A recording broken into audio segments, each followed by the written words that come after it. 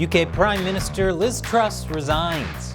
Did Boston researchers create a more lethal strain of COVID?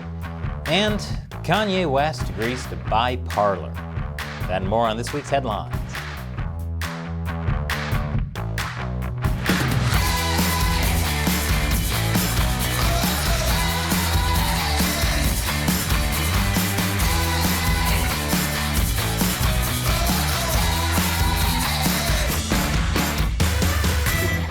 Welcome to America Uncovered. I'm Chris Chappell.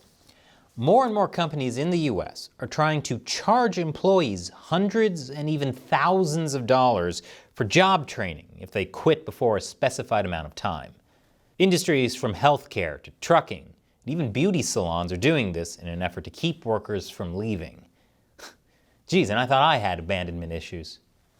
Employees sign contracts agreeing to this when starting new jobs, but it's unclear whether this is legal.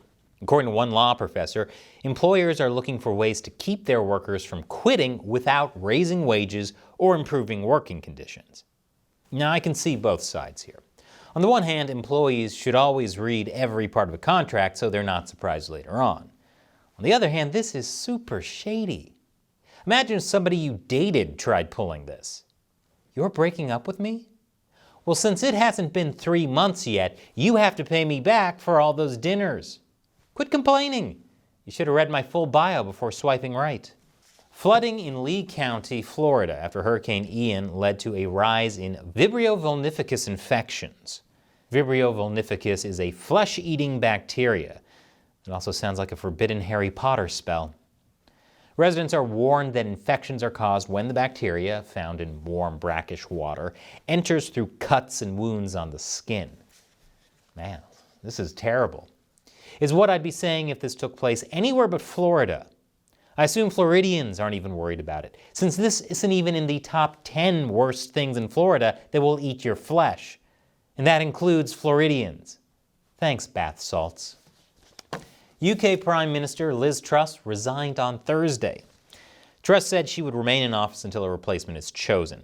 She was Prime Minister for 44 days, which is equivalent to 4.5 Scaramucci's. Almost forgot about that guy.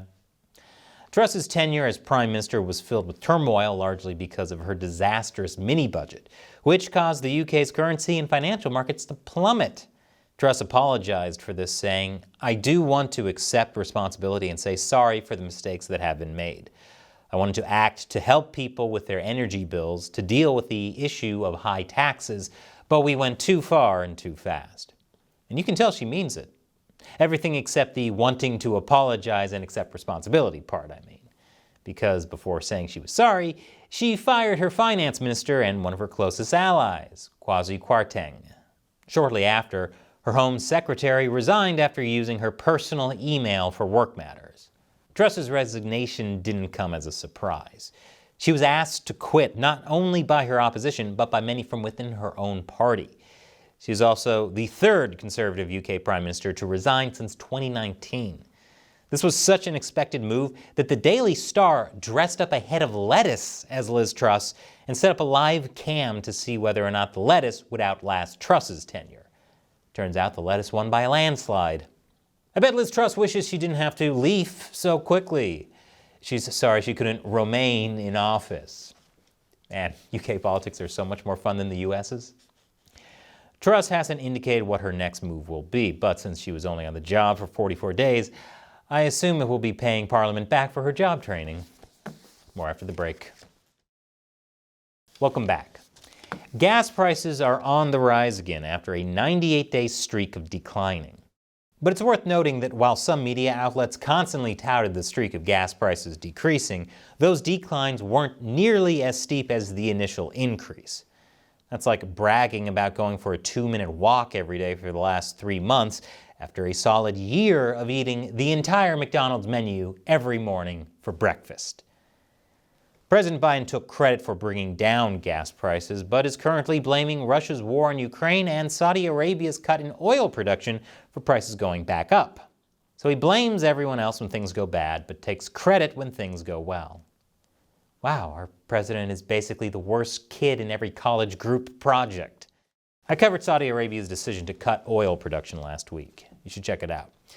Biden said Saudi Arabia would face consequences over this, and he has no plans to meet with Saudi Arabia's crown prince at next month's G20 summit.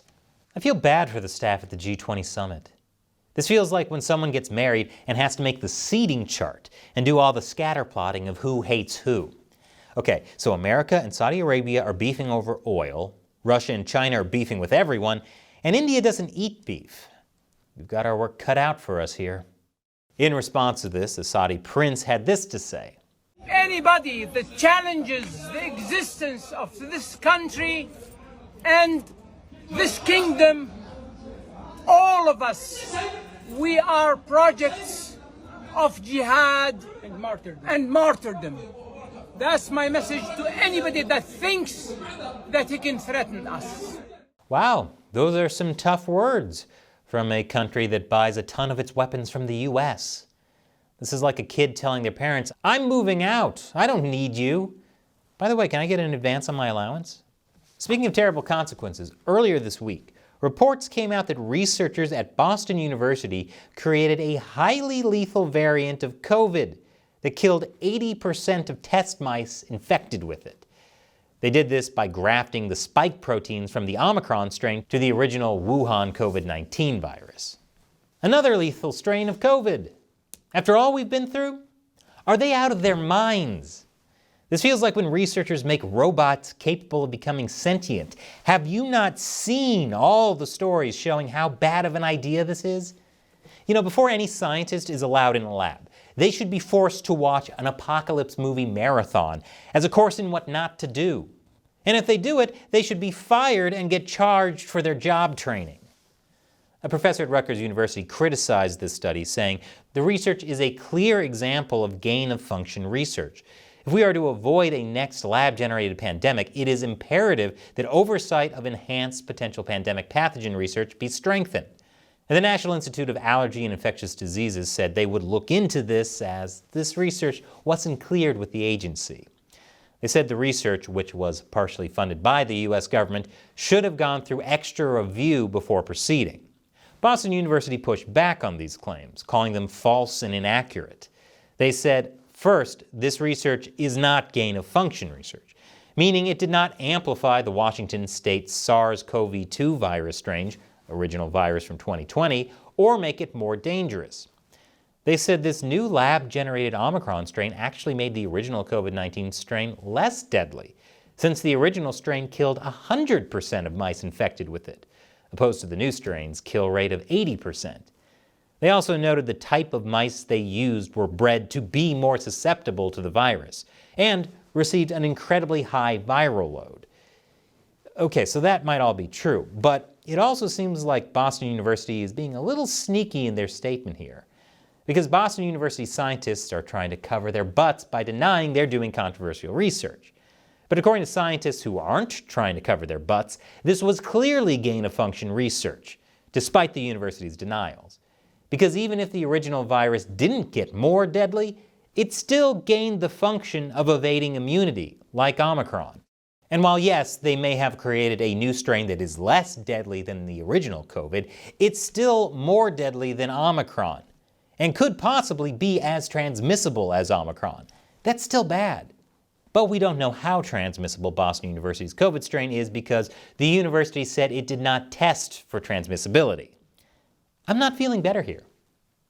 Meanwhile, Boston University also explained why they didn't have to clear this research with the National Institute of Allergy and Infectious Diseases, saying NIAID funding was acknowledged in the study because it was used to help develop the tools and platforms that were used in this research, but they did not fund this research directly.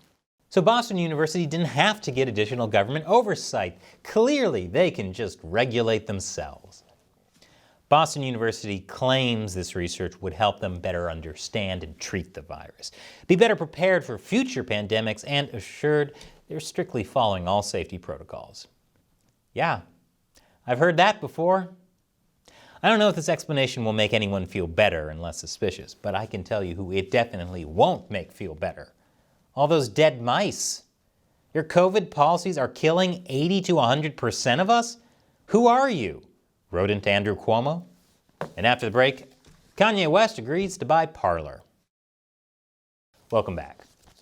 Kanye West, who now goes by Ye, has agreed to purchase the conservative social media platform Parler.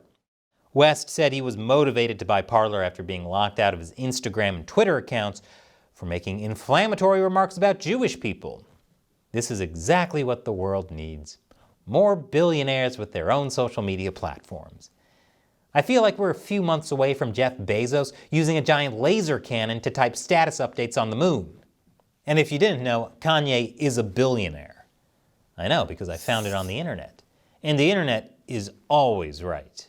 It even knows that I'm worth over $1 million and was born in 1961. I know, I look amazing for a man in his 60s. My secret?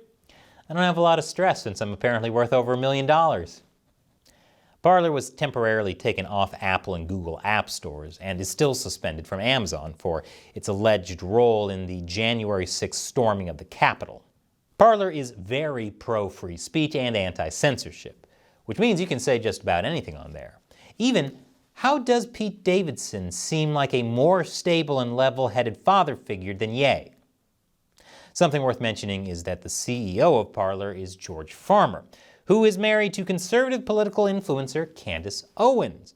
Oh, is that why Candace Owens has been spending so much time with Kanye lately?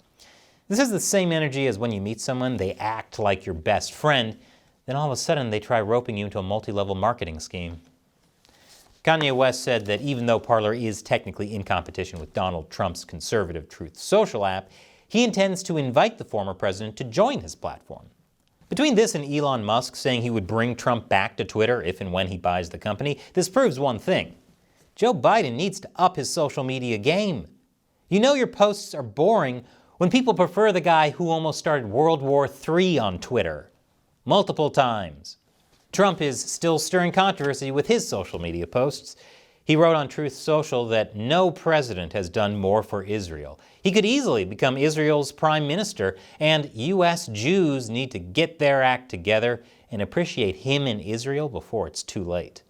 If you're surprised Trump wasn't afraid to make comments about Jewish people a week after Kanye West got eaten alive for his remarks, you shouldn't be.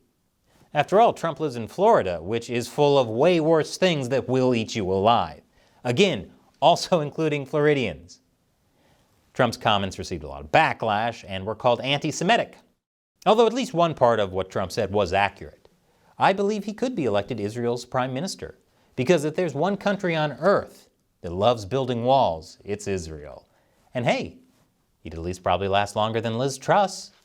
So what do you think about the stories we covered this week? Leave your comments below. And if you want to help us deliver nonpartisan news, be sure to support America Uncovered by going to patreon.com/AmericaUncovered. All it takes is $1 or more per episode to fight YouTube's censorship and demonetization. We rely on your support to help us keep making great episodes. Once again, I'm Chris Chappell. Thanks for watching America Uncovered.